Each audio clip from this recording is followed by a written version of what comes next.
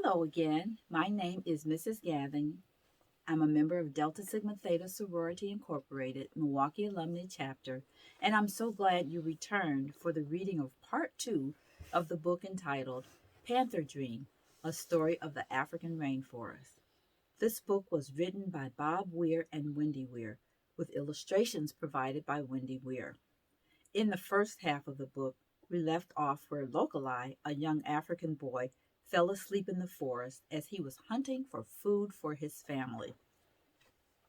Locali is awakened by the loud cries of the chimpanzees above, but the rest of the forest seems at peace. The sound of the cicadas and insects surround him. A sunbird darts through the air on its way to flowers high in the canopy. Two large drops of water glisten in a bush. Locali feels uneasy.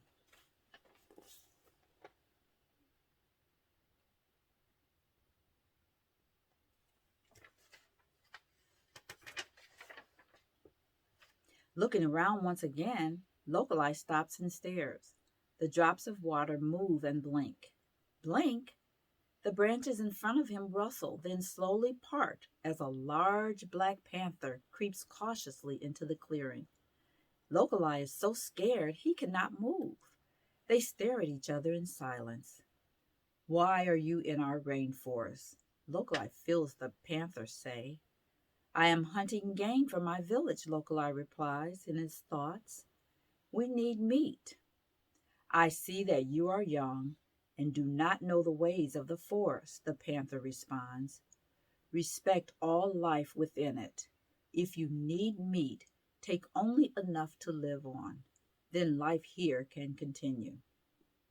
Without warning, a crack of lightning and a boom of thunder rip through the warm, humid air. In the distance, a large tree crashes to the ground. For a second, Locali looks up at the sky. When he looks back, the panther is gone. Maybe it was only a dream, he wonders.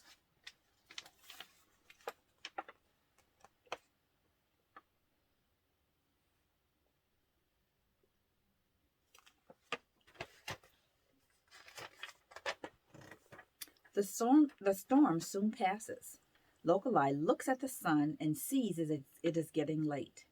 He is hungry and thirsty, but he must find meat for his village before he returns home. He decides to go back to the pygmy trail and hunt for game along the way. At the edge of the clearing, he stops to cut a hanging liana with his spear and drinks the water stored inside. Then he enters the jungle to find the path, but he cannot see it because of the dense bushes. Knowing the trail is not far away, he continues on. Gradually, the sound of the forest changes. The buzz of katydids and croak of frogs begin. Mosquitoes come out and seek the warmth of his body. A bat flies by. The forest darkens. Still, Locali cannot find the path. He looks around, becoming more and more scared. He's lost. In the fading light, he enters a clearing. In the center, a bright glow shines from a newly fallen tree. He walks over and finds that the tree had been struck by lightning during the storm. By adding twigs and leaves to the glowing embers, he is able to make a small fire for protection from the dark.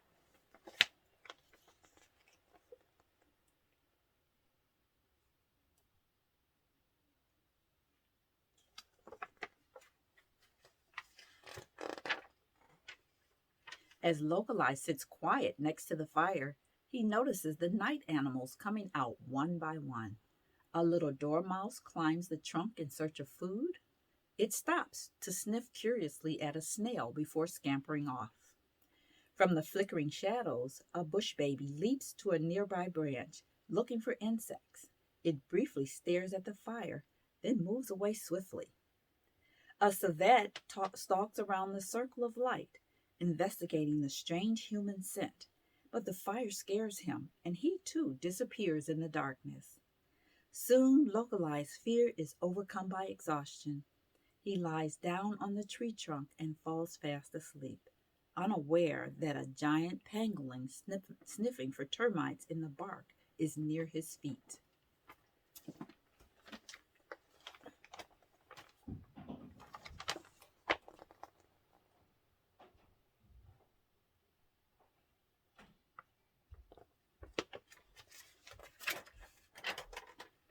At dawn, the sounds of the night are replaced by a loud chorus of cicadas, birds, and monkeys calling through the jungle. Locali sits up, letting the rising sun warm his body. Looking around, his eyes suddenly stop. Across the clearing next to a tree is a pygmy staring at him. Locali stands up and stares back at the man who looks so much like his grandmother. You must be from the farming village nearby, the man says. Do not be afraid. I am Abusa, and I trade with them. Why are you here? I came to hunt meat for my village, but I couldn't find any. When I turned to go home last night, I became lost. Do you have any meat? We need it very badly, Locali explains. I am sorry, we have no meat, Abusa replies. We are here to gather honey. Come help us. When we are done, I will take you home.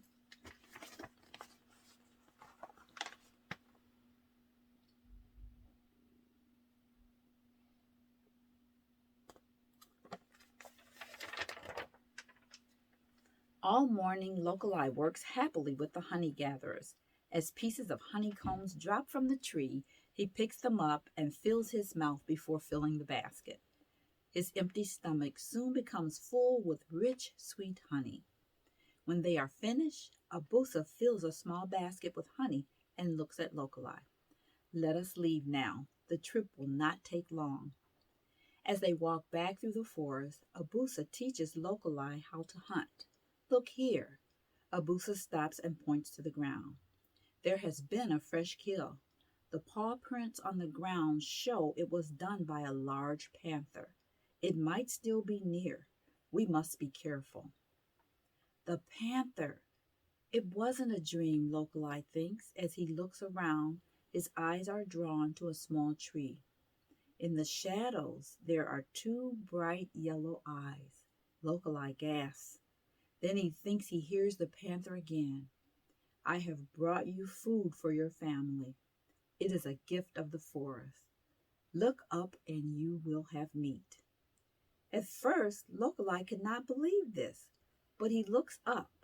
In the branches above his head is the carcass of a diker. He lets out a yell.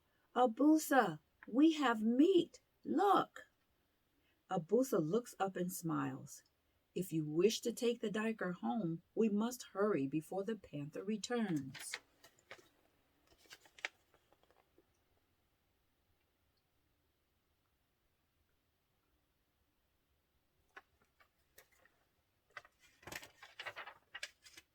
While Abusa prepares the meat, Locali looks around to say goodbye to the panther, but he does not see it.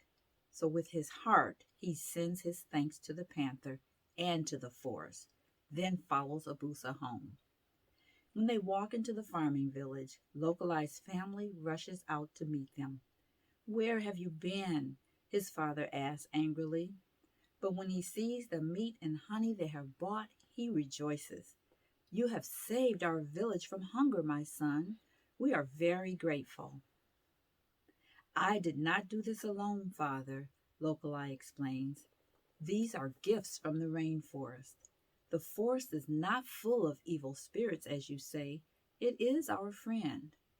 That evening, while the meat was roasting over the fire, Locali tells the story to the villagers. But he does not mention the Black Panther. He is still not sure if it was only a dream. Looking up at the darkness beyond the fire, he sees two bright yellow eyes blink, then disappear. And that is the end of our story for today. I hope you have enjoyed this adventurous book. I certainly enjoyed reading for you. It might be fun for you to research some of the animals who live in the rainforest that were mentioned in our book. Thank you for your attention, and I hope you enjoyed the book as much as I enjoyed reading it for you. Thank you. Goodbye.